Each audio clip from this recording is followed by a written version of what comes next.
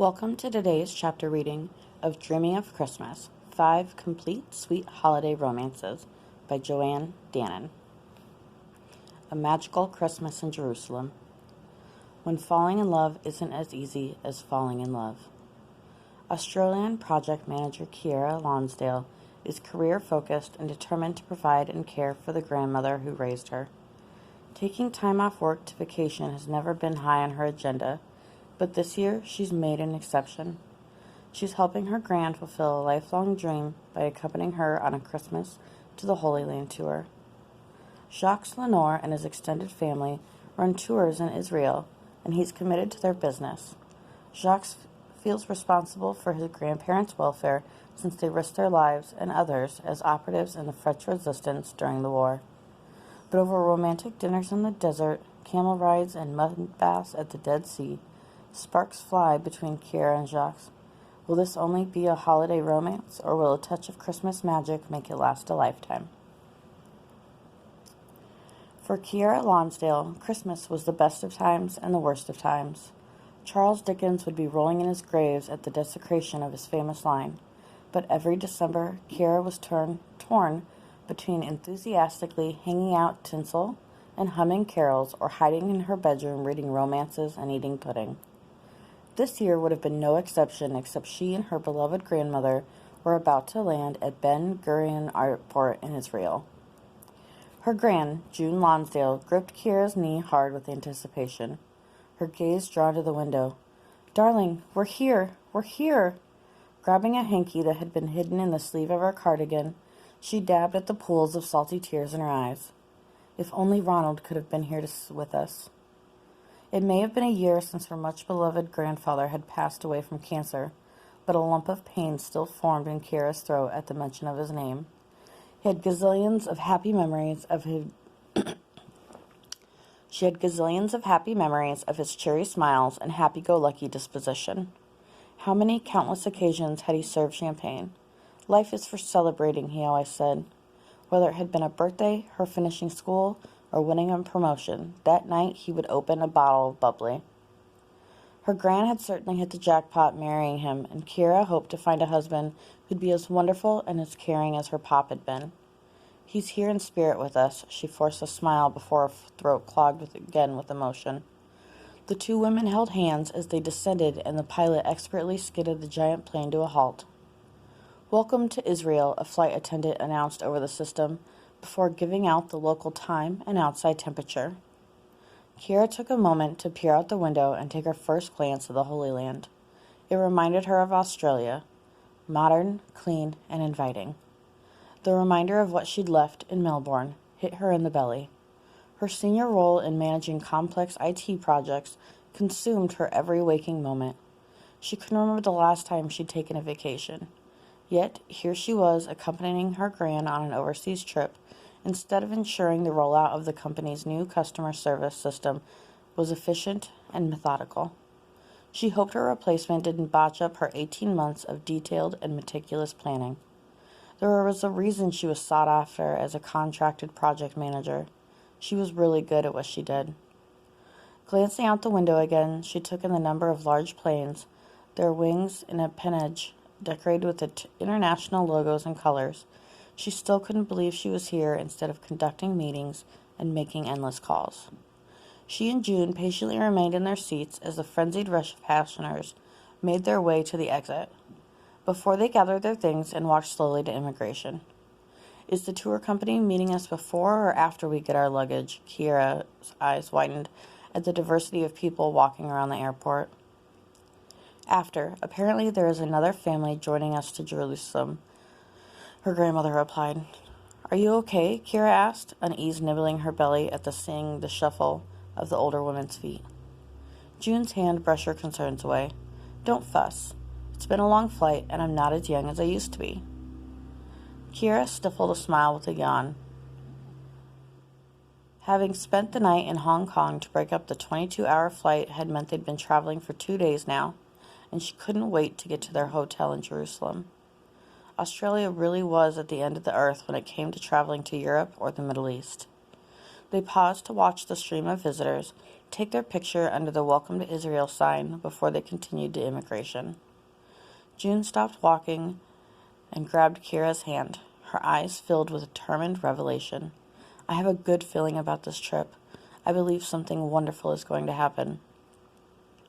Kira's shoulders sagged with a strained sigh. It's almost Christmas. This is a good time of the year.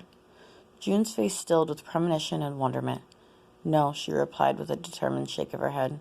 I mean, I just had this feeling, right now, she pointed to the ground. We were meant to come now. Something wonderful is going to happen to you. Kira brushed her lips against the older woman's soft cheek. She'd come on this trip to appease her grandmother, keeping her company on the long flights. With her bad track record of falling for the wrong guy and losing her parents at an early age, it was unlikely that her grandmother was right. All those wonderfuls and happily ever afters were unlikely to happen to her.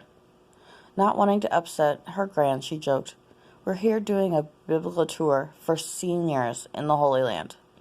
Don't be flippant, June's finger wagged in front of her eyes, but there was a genuine warmth in her eyes. Kira gave June a warm smile. We've already had a miracle happen here, albeit a couple thousand years ago. They resumed their walk to the airport's exit. A Christmas miracle in Jerusalem. I like the sound of that, June sighed. Kira frowned. A Christmas miracle in Jerusalem? Unlikely. There was more chance of her grand tap dancing from the airport all the way to Jerusalem. They retrieved their luggage, and after a refreshing iced coffee, they made it to Jerusalem within 2 hours. Kira's breath snagged in her throat as the road wound between the beautiful ancient city. All thoughts of IT and project plans disappeared, and a powerful feeling of yearning tumbled in her tummy. She may not believe in something miraculous happening to her, but she did feel the energy and attraction of this land. For the first time since June had raised the crazy idea of celebrating Christmas in Jerusalem, a realization settled on Kira. She was glad to be here. Soon after, they were dropped off at their hotel, allowing them time to settle in and rest. Excitement wound through her belly, and Kira gave her a bad scowl. Sure, the room was inviting and lovely, but she wanted to be outside and play tourist. June glared at her granddaughter. You're bouncing off the walls. Go and walk somewhere and leave me so I can lie down. She sat on her bed, pointing to the door. She said, and don't forget your key. A buzz of excitement and restlessness had her unable to stand still. Kira grabbed her coat, hat, and scarf before virtually skipping out the door.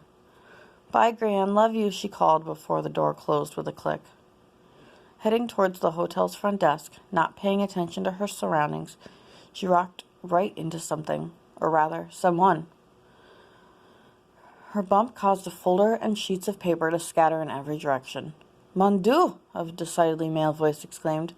He tried grabbing everything off the floor. I'm so sorry, she apologized profusely before bending down to help retrieve the papers. The papers all collected, she stood and turned to face the bloke she knocked into, and her lungs emptied with astonishment. He was handsome. Really handsome, as in model handsome. With piercing blue eyes, defined cheekbones, tidy eyebrows, and dark brown hair, he had that very male, edgy look that she found very appealing. But his cleft chin and 2-day growth gave him a rougher edge that sent her heart racing. With shaky fingers, she handed him the papers and apologized again, the words tripping over her tongue. I'm assuming you're eager to get outside and see our beautiful city? He lifted his eyebrow questioningly. Her lungs remembered to breathe, and she took a moment to admire his square-cut jaw and perfectly bowed lips. Despite her 5'8" height, she still had to look up to him. A sudden urge to stroke the stubble along his jaw gripped her. Reprimanding herself, she clenched her hands into fists. That was really inappropriate. Just because he was a handsome stranger didn't mean he'd want a random woman trailing fingers across his face. She stifled an unintended giggle, thankful he couldn't read her thoughts. Again, I'm so sorry. I just arrived and I wanted to get out of the hotel. Blustery nerves made her blurt out exactly how she felt. She shook his offered hand, loving the feel of his fingers wrapped around hers, firm but gentle. Welcome to Israel, his lazy smile made her tummy dissolve into a pool of longing. Thank you, she paused. Do you happen to know if I turn left or right at the main road to get to the old city? His stance was relaxed and informal. He wore denim jeans, which were molded to his long legs, together with a thick woolen jumper. An anorak was held in the crook of his arm. "What do you want to see?" She restrained herself from throwing her arms up in the air, but she couldn't contain the excitement in her voice. "Everything. But I've only got a short time before the tour picks us up. I think the Tower of David is close enough to visit." Yes, he stopped enough to scratch his chin. "I have to go there. By there, why don't I take you? I mean," he cleared his throat, "I wouldn't want you getting lost since it's your first time here." Sucking in a deep breath, she wanted to say yes, but a worm of concern made its way into her belly. Walking with a stranger, albeit a handsome stranger, in an unknown city was tempting, but probably not advisable. "I don't want to impose," she said, not wanting to appear rude. He held out his hands. "Jacques Lenoir." Taking her larger hand in hers, she replied, "Kira Lonsdale." Not so flustered, she noticed a lanyard around his neck, and her eyes opened in surprise when she read his credentials. "You're a tour guide?" He shifted his stance. "My family and I run tours. In fact, we're starting one this after." "Lenore Tours?" she gasped. "My gran and I are on your tour for the next week." A smile spread across his lips. "I thought I recognized the name." Kira returned his grin, and hope radiated along every vein. A gorgeous guide, and she was going to see him every day over the next week. Bursting with excitement, she pressed her lips together in the hope she didn't start a happy dance in the middle of the hotel lobby. Alleviated, she didn't have to worry about stranger danger. Relief washed over her, and her heart felt ease with relief. "Well then, Jacques, I would appreciate you showing me where the tower is." He looped his arm through hers. "It will be my pleasure." Outside, her long, thick hair blew across her face, so she pulled a hand-knitted beanie on, not only keeping her hair in place, but her ears warm. The cold wind was biting and uninviting. "It's now summer in Australia, so it's a bit of a shock to be walking around in winter," she shivered. They strode together along the street, their pace in sync with each other. "So tell me, why did you come on the tour?" "To be honest, it was my grandmother's idea. She always wanted to do it, but my grandfather refused to fly. Something traumatic happened to him when he was enlisted in the Korean War. He never spoke about it, and he steadfastly refused to get on a plane." She paused to catch her breath. "Gran always wanted to have Christmas in the Holy Land," she gushed, hoping she wasn't boring him. A quick check, and she noticed he was looking at her intently, listening to what she was saying. "And here you are," Jacques replied, grinning. His accent was an eclectic mix of Israel, American, and French. She couldn't quite place if he sounded more Israeli or European. Walking along the cobbled streets that were modern and busy with cars, she couldn't help but look around and admire the beauty of the golden bricks. "This is Mamilla Mall." His arm swung in the air toward the beautiful shopping precinct they walked past. "It's been rebuilt and very different to how it used to be." He took her hand to guide her to the side of the road. "Have a look at this." He pointed to numbers written on the large bricks. With the plan of restoration, they determined how the original building would be built. This is how they did it, stone by stone, brick by brick. "Wow, that's amazing," she gushed. He flushed. "Sorry, I can't help myself." "No, please, I'm really interested." And she was. He seemed to know everything about the city, and she listened intently as he gave a running commentary on everything they passed. Before she knew it, they'd crossed through the Jaffa Gate and into the old city. "You're talking, I'm listening, and I forgot to take a picture of me at the gate." "I promised to make it up for it over the next few days," Jacques said. Whoosh went the air from her lungs as he looked at her with those gorgeous blue eyes, which you could figuratively drown in. Her Australian candor and inability to stop had her blurting out, "Did you really need to come here?" She may be stumbling over her words, but she desperately wanted to know why he was spending time with her. Because of her? Because he was a nice guy? Because it was his job? The idea he was doing it out of duty made her want to sulk like a petulant child.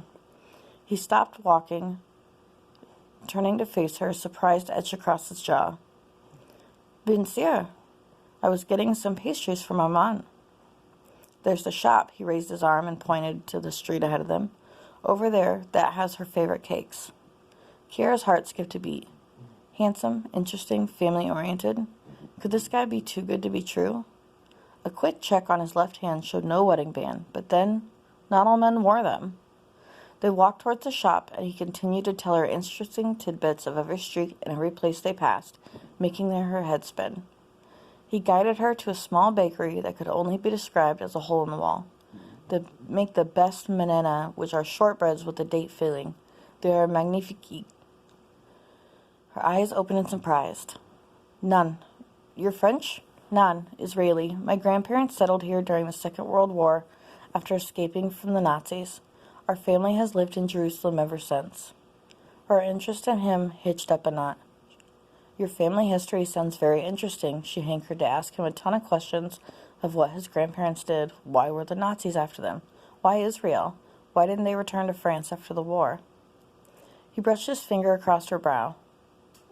Your forehead is creased with questions. I'll answer them, but for now, try a menena before I take you to the tower. He held out a box full of tiny pastries covered in icing sugar. She took one and nibbled it. It's delicious. They are, his smile extended across his face. Let's go.